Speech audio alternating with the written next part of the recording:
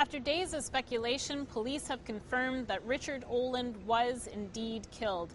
But other than that, police still aren't saying much.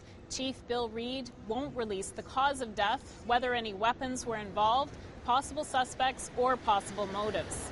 You can always be said that you've got tunnel vision in an investigation and you're focusing on one person or a specific thing. And I would rather say the analogy here is that we're using a funnel. We're grabbing all this information and hopefully we can come to a suspect or suspects in this investigation.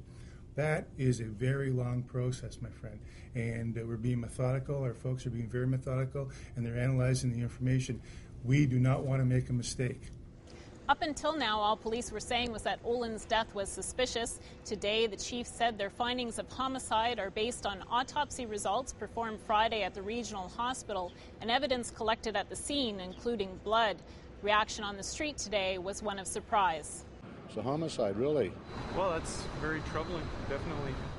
But Chief Bill Reid says there's no need for public panic, that this was not a random act. He says it's likely that the perpetrator and the 69-year-old victim knew one another.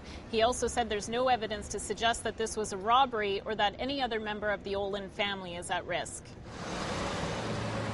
Reid says investigators are committed to bringing anyone involved in Oland's death to justice. He says they've already put in some long, sleepless nights and continue to work the scene.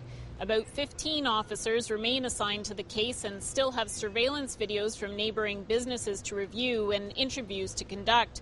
Reid says they're also interested in hearing from anyone who has any information. Meanwhile, visitation continues until 8 o'clock tonight at Brennan's funeral home on Paradise Row, and a funeral will be held tomorrow at noon at Our Lady of Perpetual Help in Rothesay.